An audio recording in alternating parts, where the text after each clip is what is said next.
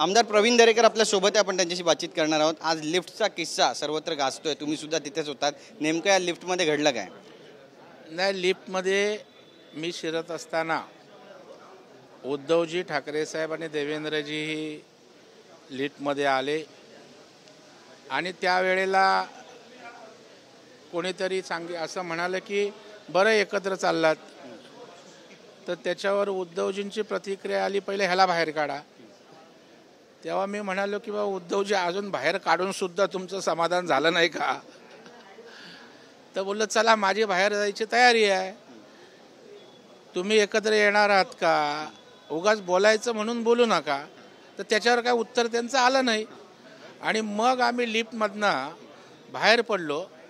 उद्धवजी ठाकरेंच्या मनात काय होतं ते विरोधी पक्षाच्या दिशेला गेले, आम्ही देवेंद्रजींच्या मागे सत्ताधारी पक्षाच्या दिशेनं गेलो।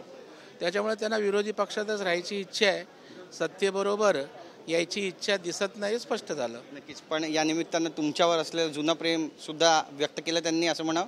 त्यांचं माझ्याविषयीचं प्रेम अधूनमधून असं उफाळून येत असतं, त्याच्यामुळे मी पक्षातनं बाहेर पडल्यावर काढल्यावर सुद्धा त्यांचं समाधान झालं नाही, तर अधूनमधून बाहेर येतं। नाही, पण नेमकं त्यांच्या मनात काय, हा सुद्धा एक महत्त्वाचा प्रश्न आहे। त्यांना आम्ही सुद्धा विचारलं, एकाच लिफ्टमधून गेलात, त्यामुळे भविष्यातली ही नांदी आहे का एकत्र येण्याची? ते म्हणाले की उद्यापासून मी चष्मा घालून फिरेन। त्यांना विचारण्यात आलं की कोण कोणाला डोळा मारतो, ते म्हणतात की उद्यापासून मी गॉगल घालून फिरेन। आता डोळा कोणी कोणाला मारला, ते दोघांची हाईट आहे देवेंद्रजींनी त्यांची, आणि त्यांच्या डोळ्यापर्यंत माझा डोळा पोचला नव्हता, त्याच्यावर डोळा काय मारला मी पाहिलाच नाही, त्याच्यामुळे जी गोष्टच मी पाहिली नाही त्याच्यावर भाष्य काय करू? एक चर्चा अजून जडते, कारण चंद्रकांत दादा पाटील हे सुद्धा दानवेंच्या कॅबिनमध्ये गेले, तिथे त्यांना चॉकलेट भरवलं, तिथेही उद्धव ठाकरे होते, तिथेही बरीचशी चर्चा झाली आणि निकालापूर्वीच पेढा भरवताय, चॉकलेट भरवताय अशी सुद्धा चर्चा झाली। अंबादास दानवेंना लोकसभेचं चॉकलेट त्या ठिकाणी उद्धवजींनी दिलं होतं, मग ते चॉकलेट त्यांचं पूर्ण झालं नाही, म्हणून आपले त्यांना सहानुभूती म्हणून आमचे दादा चॉकलेट घेऊन गेले। नक्की, भविष्यामध्ये दोन्ही म्हणजे भाजप आणि शिवसेना उभाटा पक्ष एकत्र येतील अशा चर्चा या निमित्तानं झडू लागल्या?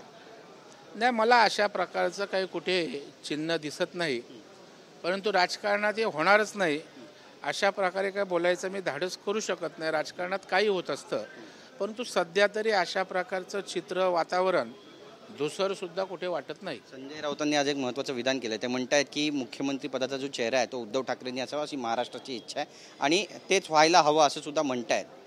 मग संजय राऊत कसं म्हणणार की मुख्यमंत्रीचा चेहरा सुप्रिया सुळे असाव्यात किंवा नाना पटोले असावं? प्रत्येक पक्षाचा नेता, माझ्या पक्षाचा प्रमुख किंवा पक्षाचा प्रतिनिधी मुख्यमंत्री असावा असं वाटणं स्वाभाविक आहे, त्याच्यात संजय राऊतांचं काय वेगळं आहे?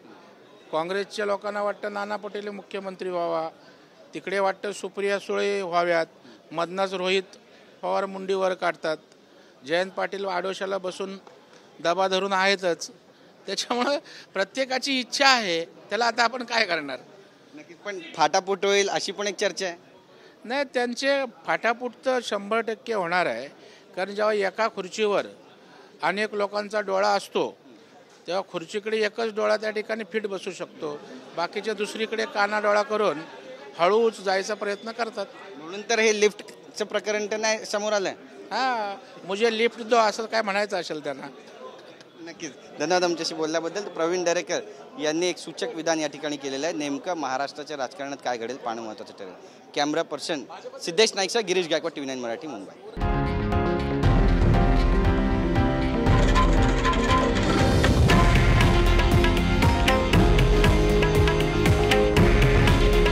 हे आहे देशातील नंबर 1 न्यूज नेटवर्क आणि आपण पाहत आहात TV9 मराठी। काळजी तुमची, हित महाराष्ट्राचं।